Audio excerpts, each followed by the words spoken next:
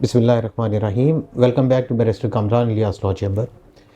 तो एक टॉपिक जो बड़ा कॉम्प्लिकेटेड समझा जाता है वो है जी इनकम टैक्स ऑर्डिनेंस, और स्टूडेंट्स भी काफ़ी ज़्यादा इससे घबराते हैं, लेकिन ऑनेस्टली स्पीकिंग इतना ये मुश्किल नहीं है जितना हम इसे समझते हैं। देखें, जब भी हम कोई काम करना शुरू करते हैं, शुरू में तो मुश्किल लगता ही है, लेकिन अल्टीमेटली वो चीज़ आसान हो जाती है। तो शुरू करते हैं जी इनकम टैक्स ऑर्डिनेंस के बारे में एक छोटी सी डिस्कशन, और इसे इंशाल्लाह आगे मज़ीद हम लेके चलेंगे।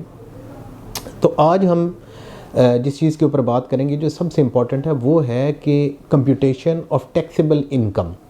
ये क्या चीज़ होती है? देखें, टैक्सेबल इनकम किसके ऊपर टैक्स आपका लगता, किसके ऊपर है? टैक्स आपका अर्निंग के ऊपर लगता है। सपोज़ मैं इधर कमा रहा हूँ, सपोज़ वैसे एक एग्जांपल ले लेते हैं कि मैं इधर सपोज़ कमा रहा हूँ जनाब 50 लाख रुपया कमा रहा हूँ। तो क्या ये 50 लाख रुपया पूरा का पूरा टैक्सेबल है? ये पूरा का पूरा टैक्सेबल नहीं है। उसकी वजह ये है कि देखें, इसके अंदर से मैंने सैलरीज़ भी देनी होंगी, इसके अंदर से बाकी अखराजात भी होंगे, तो ये सारी चीज़ें निकाल के जो चीज़ बचेगी वो टैक्सेबल होगी। उसके बाद देखें, बात ये हो जाती है कि इसके अंदर 3 सेक्शंस हैं जो कि टैक्सेबल इनकम को डील करती हैं। उसके अंदर सेक्शन 9, सेक्शन 10 और सेक्शन 11 है इनकम टैक्स ऑर्डिनेंस की। तो सेक्शन 9 बताती है आपको कि टैक्सेबल इनकम क्या चीज़ है। टैक्सेबल इनकम, आप ये छोटा सा अगर फार्मूला याद रखें तो आपको ये कभी आप ये भूलेंगे नहीं। टैक्सेबल इनकम होती है जी total income minus deductible allowances provided in part 9। तो पार्ट 9 के अंदर जो डिडक्टेबल अलाउंसेस दिए गए हैं उन्हें आपने माइनस करना है आपकी टोटल इनकम से। अब इसके अंदर आप ये बात भी जहन में रखें कि सैलरीड पर्सन जो होता है ना जी, उसकी जो सैलरी होती है वो उसके अंदर से कोई डिडक्शन नहीं कर सकता। और सैलरी के अंदर चीज़ें सारी, खैर ये मैं सैलरी में आपको बताऊंगा। तो इसके अंदर बात ये आ गई कि अब टोटल इनकम आपकी क्या है। टोटल इनकम आपकी होती है जनाब, income of a person for a tax year shall be sum of the person income under all the heads of income for the year and person's income exempt from tax under any of the provisions of this ordinance। इसका मतलब ये है कि यहाँ पे आपने total income निकालने के लिए उसे आपने सम कर लिया कि आपने तमाम हेड से जो आपकी इनकम आ रही है उसे, और उसके साथ आपने उन चीज़ों को भी ऐड कर लिया। कोई एग्जेम्पशन आपको प्रोवाइड की गई है under the income tax ordinance, उसे भी आपने ऐड करना है, तो आपकी आ जाएगी टोटल इनकम। अब देखें, ये टोटल इनकम यहाँ पे आ गई आपकी सेक्शन 10 में, और इसी को आपने उसी फार्मूला के अंदर पुट करना है जिसकी पहली क्या चीज़ थी, total income minus deductible allowances. तो अब हम आ जाते हैं कि टोटल इनकम के अंदर हमने बात की कि income from all the heads. All the heads आपके कौन से हैं, ये आपको प्रोवाइड किए गए हैं सेक्शन 11 के अंदर। सेक्शन 11 के अंदर प्रोवाइडेड हैं 5 हेड्स ऑफ द इनकम। वो 5 हेड्स कौन से हैं? सबसे पहले आपकी सैलरी आ जाती है, फिर उसके बाद इनकम फ्रॉम प्रॉपर्टी आ जाती है, फिर इनकम फ्रॉम बिजनेस, फिर आपका कैपिटल गेन आ जाता है, और इनकम फ्रॉम अदर सोर्सेज। सबसे पहले बात करते हैं सैलरी की। सैलरी देखें, सिर्फ ये नहीं है कि मैं जो तनख्वाह ले रहा हूँ वो मेरी सैलरी है। उस तनख्वाह के साथ जो पर्क्स एंड प्रिविलेजेस मुझे मिल रहे हैं, जैसे मुझे गाड़ी मिल रही है, मुझे कोई पेट्रोल मिल रहा है, मुझे टेलीफोन मिल रहा है, जो भी हैं वो सब के सब इंक्लूडेड होते हैं आपकी सैलरी के अंदर। और उसके बाद हम आ जाते हैं income from property. Income from property क्या है? इनकम फ्रॉम प्रॉपर्टी ये वो इनकम है, ये हम बात कर रहे हैं इमूवेबल प्रॉपर्टी की। इसके अंदर आपकी प्रॉपर्टी जो कि जिससे आपको कोई रेंट आ रहा है वो होगी आपकी income from property.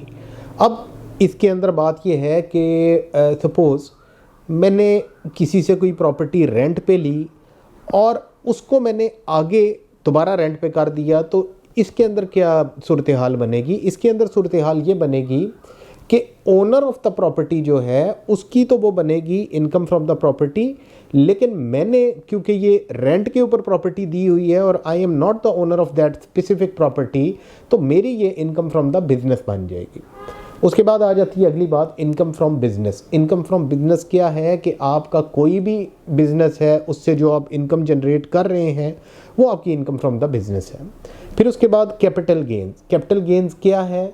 Capital gains ये है कि जनाब आपने सपोज़ एक अपनी प्रॉपर्टी बेच दी पूरी की पूरी, कोई आपने बिज़नेस अपना पूरे का पूरा बेच दिया तो वो आपका कैपिटल गेन है। लेकिन एक बात याद रखें कि सपोज़ मैंने अपनी एक प्रॉपर्टी बेच दी 10 करोड़ की, तो क्या ये 10 का 10 करोड़ मेरा कैपिटल गेन है? नहीं, ये 10 का 10 करोड़ मेरा कैपिटल गेन नहीं है। उसके अंदर देखें, मैंने इस प्रॉपर्टी को ख़रीदा भी तो होगा ना किसी कीमत पे। उसे जो जिस कीमत पे मैंने ख़रीदा है उसके ऊपर जो मेरा प्रॉफिट आया है, सपोज़ मैंने 9 करोड़ की ख़रीदी थी और 10 करोड़ की बेच दी है, तो वो 1 करोड़ रुपया मेरा कैपिटल गेन हो गया। और उसके बाद आ जाती है इनकम फ्रॉम अदर सोर्सेज। अब ये इनकम फ्रॉम अदर सोर्सेज, इनके अलावा किसी और सोर्स से आपकी अगर कोई इनकम आ रही है तो वो अदर सोर्सेज हैं। इनकम टैक्स ऑर्डिनेंस के अंदर आपको ये तो पता ही है कि काफ़ी जगह पे आपको एग्जेम्पशंस भी मिल जाती हैं कि एक स्पेसिफिक पॉइंट से अगर आपकी इनकम कम है तो उसके ऊपर आपका टैक्स अप्लाई नहीं होता। तो क्या मेरी सैलरी, सपोज़ ये उस स्पेसिफिक पॉइंट से कम है, मेरी सैलरी उस स्लैब में नहीं आती और उस स्लैब में आती है जिसके अंदर मेरा इनकम टैक्स डिडक्ट नहीं हो सकता, और मुझे इनकम आ रही है, प्रॉपर्टी से भी आ रही है, बिज़नेस भी मैं कर रहा हूँ उससे भी कोई आ रही है, तो क्या अब इसके अंदर मेरी टैक्स की डिडक्शन कैसे होगी? टैक्स को कैसे ये कंप्यूट करेंगे? इसके अंदर आपकी इन सब इनकम्स को ऐड किया जाएगा और उसके बाद आप जिस स्लैब में बनते होंगे उस स्लैब में आपकी डिडक्शन होगी इनकम टैक्स की। फिर उसके बाद अगर हमने ये फार्मूला अप्लाई कर दिया और उसके अंदर हो ये गया कि आपका लॉस हो गया। लॉस कैसे होता है आपका?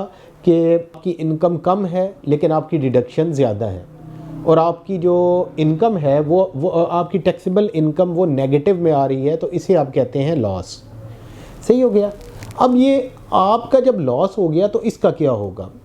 देखिए, ये जिस तरह मैंने आपको बताया ना 5 हेड्स हैं इनकम के, तो हर हेड की अलग अलग देखी जाएगी कि आपकी सैलरी कितनी है, आपकी इनकम फ्रॉम प्रॉपर्टी कितनी है, इनकम फ्रॉम बिजनेस कितनी है, ये सारी अलग अलग चीज़ें कैलकुलेट होंगी।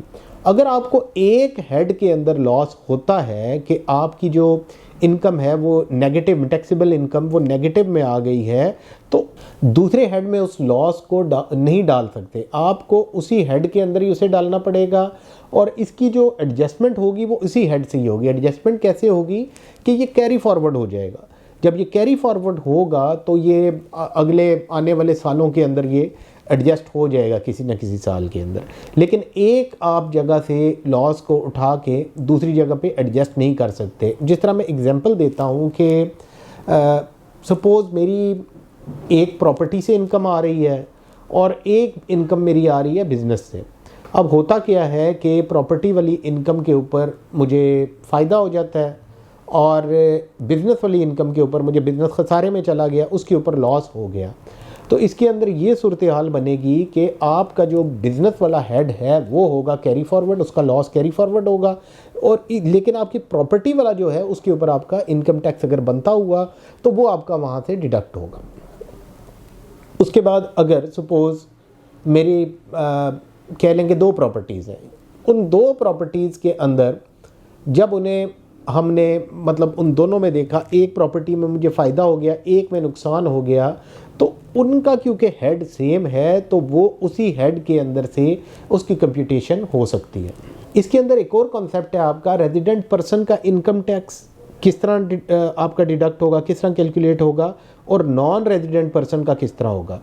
देखिए, रेजिडेंट पर्सन जो है ना जी, उसकी जितनी भी इनकम जो कि उसकी पाकिस्तानी सोर्स से जनरेट हो रही है वो, और उसकी कोई फॉरेन सोर्स से भी जनरेट हो रही है, तो इन दोनों को आप प्लस करके उससे आप टैक्स डिडक्ट करेंगे। लेकिन जो नॉन रेजिडेंट पर्सन है उसकी वही इनकम जो कि पाकिस्तान से जनरेट हो रही है उसके ऊपर उसका इनकम टैक्स डिडक्ट होगा। उसका अगर कोई इनकम उसकी फॉरेन सोर्स से जनरेट हो रही है तो उसके ऊपर उसका इनकम टैक्स डिडक्ट नहीं होगा। उसकी वजह यह है कि वो तो वहाँ पे रह रहा है और वहाँ पे ऑलरेडी वो उसका टैक्स पे कर रहा होगा ना, तो इस वजह से उसे आप पाकिस्तान में से मतलब डुअल उसके ऊपर आप टैक्स नहीं लगा सकते। तो ये वाला टॉपिक तो अल्हम्दुलिल्लाह ख़त्म हो गया और उम्मीद है कि आपको ये समझ भी आ गया होगा। बाकी अगर आपका कोई सवाल हो तो आप बिल्कुल पूछें, कोशिश करूँगा कि आपको आपके सवाल का जवाब दिया जाए। और अगर अभी तक आपने इस चैनल को लाइक सब्सक्राइब नहीं किया तो प्लीज़ इसे सब्सक्राइब करें, शेयर करें, शायद किसी को इसका फ़ायदा भी हो जाए। और इंशाल्लाह बहुत जल्दी हाज़िर होंगे आपके पास एक नया टॉपिक लेके जी। Thank you very much.